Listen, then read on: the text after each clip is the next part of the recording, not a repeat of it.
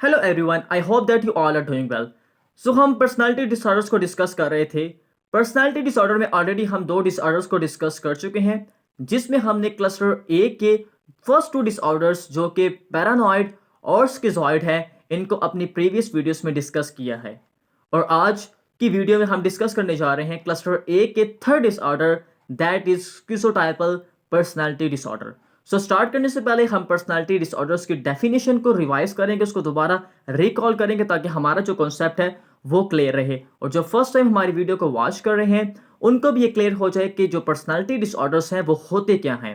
सो personality जो हमारे पास है वो ये डायनेमिक है जो आपके पर्सनल एक्सपीरियंसेस से और इन्वायरमेंटल इन्फ्लुएंस से टाइमली चेंज होती रहती है। और जो पर्सनालिटी है वो long term pattern of behaviour है। इसमें आपकी फिजिकल अपीयरेंस, आपके इनर थॉट्स, आपकी परसेप्शंस, उसके बाद आपके इमोशंस, उसके बाद आपके कैरेक्टरिस्टिक्स, आपकी क्वालिटीज़, ये तमाम चीज़ें जब मिलती हैं तो एक पर्सनालिटी बनाती हैं जो एक इंसान को दूसरे इंसान से मुख्तलिफ बनाती है। और इन केस अगर इन्हीं क्वालिटीज़ में, इन्हीं कैरेक्टरिस्टिक्स में कोई भी डिस्टर्बेंस आ जाए, लाइक आपकी वे ऑफ थिंकिंग में, आपकी इमोशंस एक्सप्रेशन में, उसके बाद आपकी पर्सनल या आपकी सोशल जो इंटरेक्शन है, जो आप दूसरों से कैसे इंटरेक्ट करें, इसमें कोई डिस्टर्बेंस आ जाए, लाइक अगर आप किसी पर्सन के बारे में अगर आप कोई सोच रहे हैं तो उसके बारे में अगर आप बहुत ज़्यादा नेगेटिव सोच रहे हैं या उस टुवर्ड द पर्सन आपका जो बिहेवियर है वो बहुत ज़्यादा ओड और एक्सेंट्रिक है, तो ये लीड करता है पर्सनालिटी डिसऑर्डर को। या अगर आप इमोशंस को सही तरह एक्सप्रेस नहीं कर रहे, आपके इमोशन जो है वो इनअप्रोप्रिएट है, आप जो सोशल इंटरेक्शन है उसमें आप इन्वॉल्व नहीं हो रहे, आपने अपने आप को आइसोलेट कर लिया, आप किसी से घुल मिल नहीं रहे, तो ये जो तमाम चीज़ें हैं, ये जो सिम्टम्स हैं, ये पर्सनालिटी डिसऑर्डर्स को लीड करती है। और जो सिम्टम्स जो हम इसके जो डायग्नोस किया जाता है पर्सनालिटी डिसऑर्डर्स को, वो है 18 ईयर्स के जो लोग होते हैं, इससे ज़्यादा उम्र के जो लोग होते हैं, इनमें पर्सनालिटी डिसऑर्डर्स के सिम्टम्स को डायग्नोस किया जाता है। सो 18 साल तक जो आपके इन्वायरमेंट का रोल होता है, जो आपके जेनेटिक्स का रोल होता है, और स्पेसिफिकली अगर आपकी फैमिली में, अगर क्लोज फैमिली मेम्बर में किसी को भी ये डिसऑर्डर्स हैं, तो वो आगे जनरेशंस में रन कर सकते हैं। सो इन तमाम चीज़ों को आज हम डिस्कस करेंगे स्किज़ोटाइपल पर्सनालिटी डिसऑर्डर्स में। स्किज़ोटाइपल पर्सनालिटी डिसऑर्डर।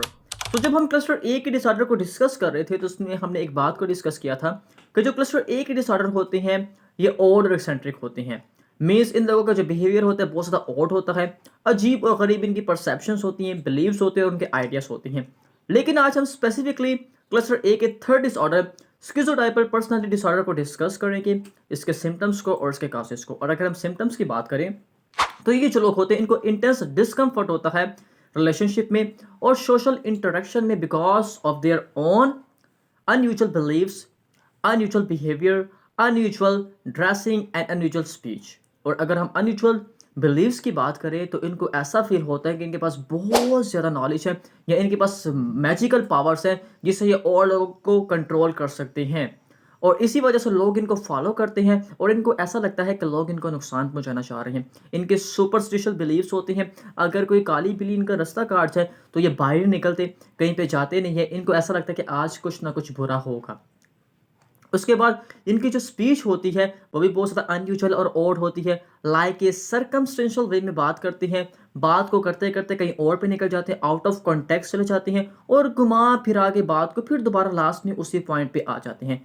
मेटाफोर्स में, फ्रेजेस में ये बात करते हैं जिसका मतलब सिर्फ इन्हीं को पता होता है। They don't have any idea how to express emotion. ये जो इमोशंस होते हैं ये इनअप्रोप्रिएट वे में एक्सप्रेस करते हैं, इनको आइडिया नहीं होता, इनको समझ नहीं आती कि हमने अपने इमोशंस को एक इमोशनल कंडीशन में किस तरह एक्सप्रेस करना है। यहाँ तो ये बिल्कुल इमोशंस को एक्सप्रेस ही नहीं करते, ये इनको कोई फ़र्क ही नहीं पड़ता जो कुछ हो रहा है इनके सराउंडिंग में। या तो ये क्या करते हैं, ओवरली बहुत ज़्यादा रिएक्ट करती हैं। लाइक अगर इनको कोई बुरी खबर कोई सुना दे, किसी की डेथ की खबर सुना देते, बिल्कुल रिएक्ट नहीं करते और आगे सामने वाला जो लोग बंदा होता है वो कहते हैं यार ये किस किस्म के लोग हैं कि इनको इतनी बुरी खबर सुनाने के बाद इनको कोई असर ही नहीं हुआ या इन्होंने कोई रिएक्ट ही नहीं किया। या इनको अगर आप कोई खुशी की खबर सुना दें तो इस पर रिएक्ट नहीं करते और दूसरे को ऐसा लगता है कि शायद ये मुझसे जेलस हो रहा है या ये मेरी खुशी में खुशी नहीं है। और इसी वजह से फिर क्या करते हैं लोग, इनसे फ्रेंडशिप करना, इनसे रिलेशनशिप रखना क्या करते हैं इसको मुनासिब नहीं समझते और क्या करते हैं इनसे वो कट ऑफ हो जाते हैं।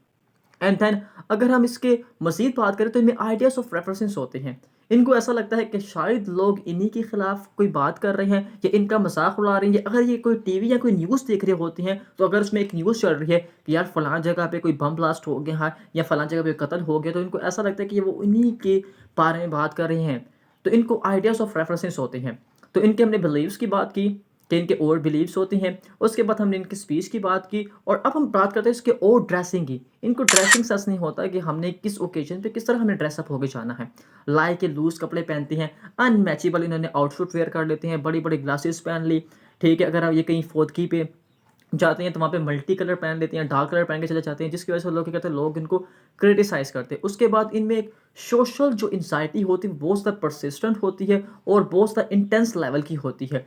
लाइक जो सोशल जो एंग्ज़ायटी होती है लोगों को नेगेटिव जजमेंट की वजह से होती है, लेकिन जो इनकी सोशल जो इनकी एंग्ज़ायटी होती है, इनकी पैरानॉइड फ़ियर की वजह से होती है।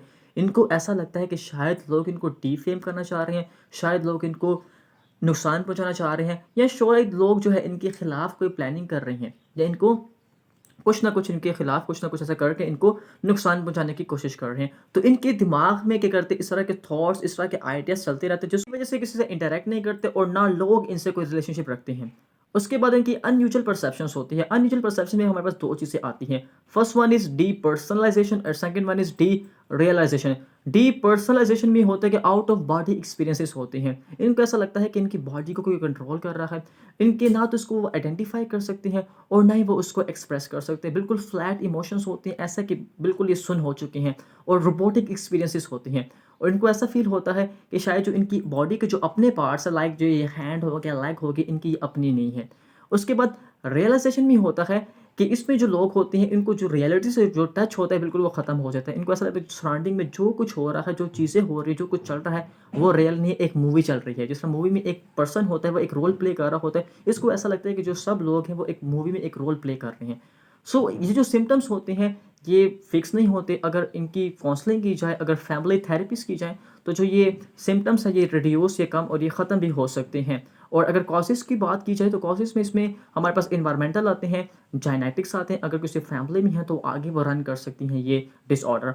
और इसके बाद इसमें चाइल्डहुड एक्सपीरियंसेस होते हैं। अगर चाइल्डहुड में कोई फिज़िकली, वर्बली या इमोशनली किसी बच्चे को या किसी को वो किया जाए, अब्यूज़ किया जाए, तो इसी वजह से ये डिसऑर्डर्स क्या होती हैं देखने में आ सकते हैं। So it's all about the schizoid personality disorder.